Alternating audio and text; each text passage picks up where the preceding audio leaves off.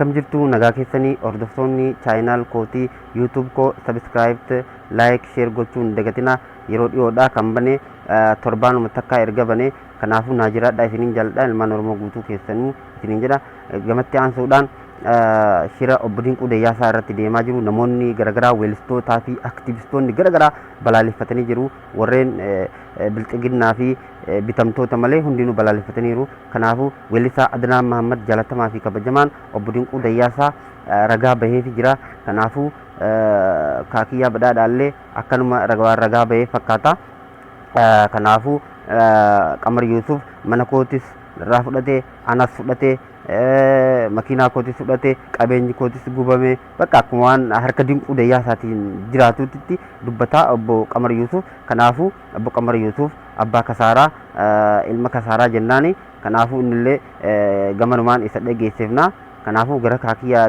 badhaadhaatitti sin dabarsa kaakiyyaa badhaadhaa maal jedha seetan dhiirtii shiboodhaan maree ahaha kootuu qe'ee soodaree ahaha faaruu bareedaa irraa ahaha leenca Dayyaasaa birraa gamanumaan gara kaakiyyaa badhaadhaatitti isin dabarsa massalaama naaf jiraadha. Dhiirtii shiboodhaan maree kootuu qe'ee soodaree faaruu bareedaa irraa leenca Dayyaasaa birraa faaruu bareedaa irraa leenca Dayyaasaa birraa.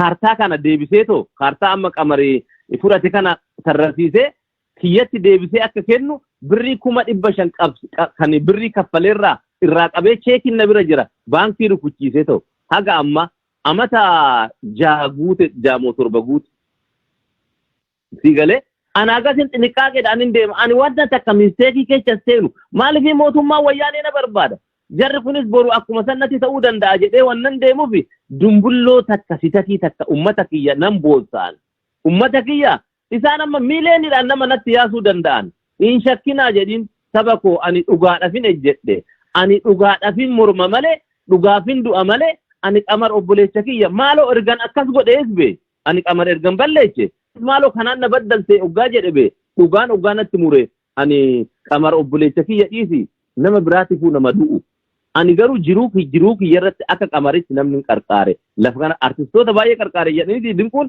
Qamar akka qarqaaretti nama qarqaare Qamar akka qarqaaretti nama qarqaare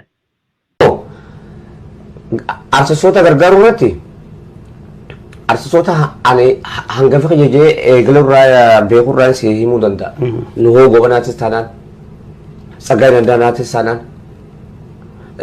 Haloo Daawwatis taanaan hamma hospitaala isaatti akka kashiin akkamamtu namni godhee isa Ibraahim Adamis taanaan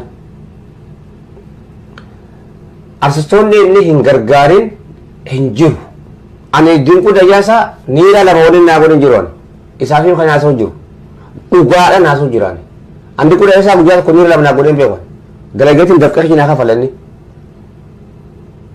waan dalagee ala saantiimii takka cabxuu Adnaan dafa ne je'ee haa dubbatu yoo dhagaa jiraamti laafiin haasa'u qabamtee jaan V8 achiin as dhufee achi deemus umaa fiduu hin dandeenye makiinaa taan dho'isuu qabna jee toleen jeeni osuma tun tanatti jirtu makiinaa miliyoona 2 fi waa kafalu qabdan janqixaata makiinaa tana baasuuf almost miliyoona 3 jechuudha. Isumaa yaadanaa kennee makiinaa tana baaftus hireen ammaan tanatti biyya tana keessa dalaguudha. Security teetfis waan gaariin taane jecha ifirraa dhiifturra wayyaa jee toleen jee achi torbaan tokko dhaabbatee makiinaan tun akka mootummaan hin fudhanne Alamaayyoo katamaa haa baafatu jee V8 tana. Toleen jeeni Dinquun qabeen nageesse achiin na farramsiisee hoggaa na farramsiisee Alamaayyoon gaariidha asirratti maaltu ijoollee seete Dinquu Dayyaasaa jechuun amantummaa abbaa fedhee dura nama dhaabbatu miti nama hunda waa hunda deeggaruu dandeenye yoo ta'u kana bira godhadhu yoo ta'u kana bira godhadhu nama namaan jedhudha immoo wanni amma tana deemaa jiru kuni waan yeroo xiqqashoo takka kun jechuun maali dur Ihaadig jechaa turre dubbiin deemtee gara bilisiginaa dhufte OPDO'n gisee gara bilisiginaa gisee seentu namoota karaa kana bitanii sitti erguu danda'an ana abbaan fedhe bilisiginaa ta'ee seeraan kaayyanneen amma si galee immoo ilmaan Oromootti kan hin dhaamu artistoota Oromootti kan hin dhaamu dhaamsi kiyya guddaan rabbii jaatii walitti hin duulina waliin balaaleffatina miidiyaa bashaaraatti gabbaatanii waliin komatina yoo artistoota ta'e nuun dinuu takka takkatti wal beeyna fafa keessan si galee ajaa keessan achumatti qabadhaa ganduma Oromoo keessatti ganduma Oromoo keessa qabadhaa nuti wal dandeenya waan takka illee waliin goonu gandaan baanu geessinaadhaan jaanan hundumaafu kana dhaamsa fayyaan. Kaartan lama ani kaaree meetirii 4,800 gibbiin kiyya.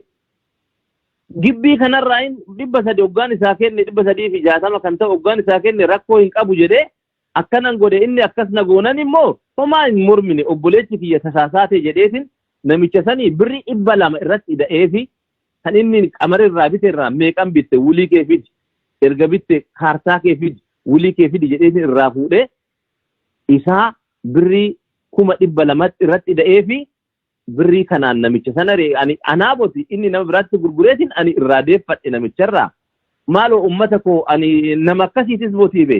Kanaaf dookimee obbo Dinquu. Yookaan immoo isa miidiyaa bashaarratti haasa'uun fafa guddaadha. Osoo seeraan fudhachuu qabanii osoo gartee aadaa Oromoo jira seera Oromoo jira manguddoo Oromoo jira wal saaxiluun yookaan immoo maal akkan jechisiimu beekan.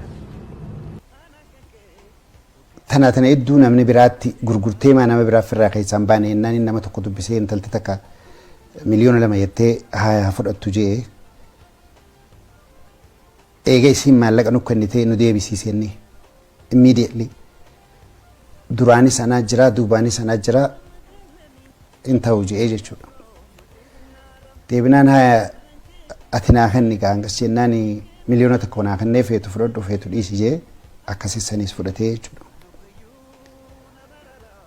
Mana tokkoon akka giiftitti sii kenna jeeti mooraa wajjin kompenseet na godhuudhaaf gaammaan tana. Mana tokko naa kenne jechuudha gibbii guddoo.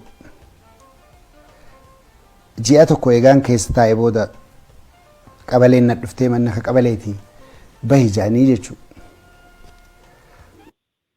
Miliyoona 80 kanaa keessa nu bakka 3 addaan fudhannee itti investii goonadha waadaan keenya kan walii galle.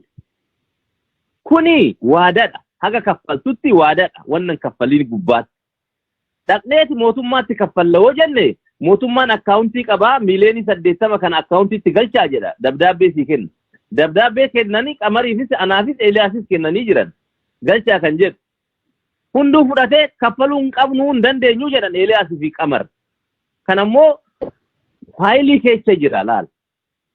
Yeroo kanan dandeenyu jedheeni mootummaadhaan jarri kun kaffaluu hin danda'u hin ta'uu laxxafnaa jedhaniif yaamicha godhaniif jechaadha mootummaan. Yoo yaamicha godhaniif miliyoona tokko nu godhii jedhan. Ishiin kaffaltanii hin jedheen hin kaffallaa jedhan miliyoona tokkotti galcheetiin miliyoona 78 fe'ii isaaniitiin jechaadha. 78 ani ofii galcheetiin miliyoona 2 kana galchaa jedheen. Miliyoona 2 kanas kaffaluu dadhaban. Yeroo kana mootummaan ji'a 3 guutuu isaa yaame ofii isaatii sarraze mootummaan keechaa jara kana. Ani sarrazuus aangoon qabu.